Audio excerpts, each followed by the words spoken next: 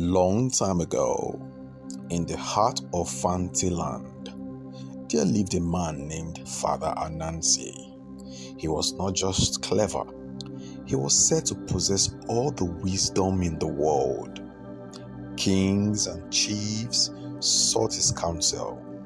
Mothers came to him for advice, and travelers from faraway lands visited his home, eager to learn from his endless store of knowledge. Each day, his compound was filled with people asking questions. Father Anansi, how should I settle this quarrel? Father Anansi, which path should I take for fortune? Father Anansi, what medicine will heal my child? And always, Anansi had the answers. His fame grew so great that he began to see himself as the master of all men. But pride, as it often does, opened the door for anger. One day, the people of the land offended him. Perhaps they failed to honor him properly, or perhaps they laughed behind his back. No one remembers exactly.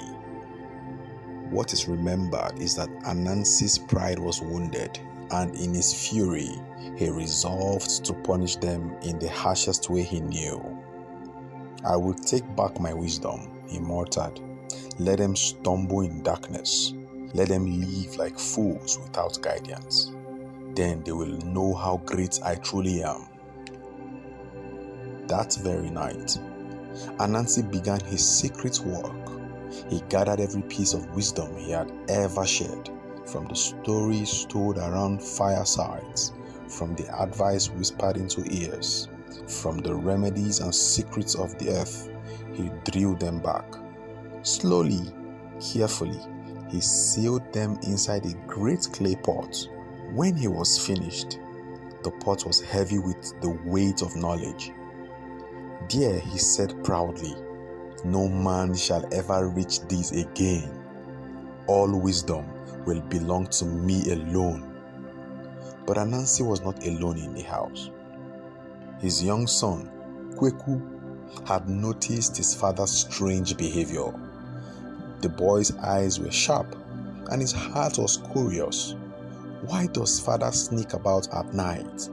Why does he hide this great pot? So the next morning, when Anansi slipped out of the house with the sealed pot tied around his neck, Kweku followed silently, keeping to the shadows. They walked far, leaving the village behind.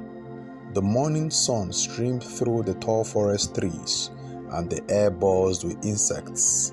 Birds flew from branch to branch, as though watching the strange pair. At last, Anansi stopped before the tallest, most unreachable tree in the forest. Its branches twisted high into the sky, and its trunk was so wide that 3 men could not encircle it. "Yes," Anansi whispered, "here is the place. Here, no man will ever reach my wisdom." He tied the pot securely around his neck and began to climb. But the pot was heavy. It swung forward with every moment, striking his chest and blocking his arms. Again and again he tried, grunting, sweating, and muttering angrily to himself. But the higher he climbed, the more the pot swung, forcing him back down. Kweku watched from below. At first, he said nothing, but his young mind worked quickly. He felt pity for his father, yet also confusion. Finally, he could not contain himself. "Father," he called, "why don't you tie the pot to your back?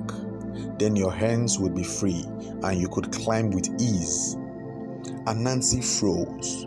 His eyes widened. Slowly he turned and stared down at his son. "What did you say?" "Put the pot on your back," Kweku repeated. "Then you can climb without trouble." For a long moment, there was silence in the forest. The birds stopped singing, as though waiting. Anansi's face darkened. I thought, he said bitterly, that all the world's wisdom was in this pot. Yet, here you stand, a mere child, and you have spoken what the pot could not teach me, all my wisdom, and still you are wiser than I. In his rage, Anansi yanked the pot from the neck and hurled it to the ground. It crashed against a great rock and shattered into pieces. At once, a mighty wind rose from the broken pot. Shimmering lights, like sparks of fire, burst forth and scattered across the earth. They flew into the villages, the rivers, the mountains, the skies, spreading wisdom everywhere. From that day, no single man could claim to hold all wisdom.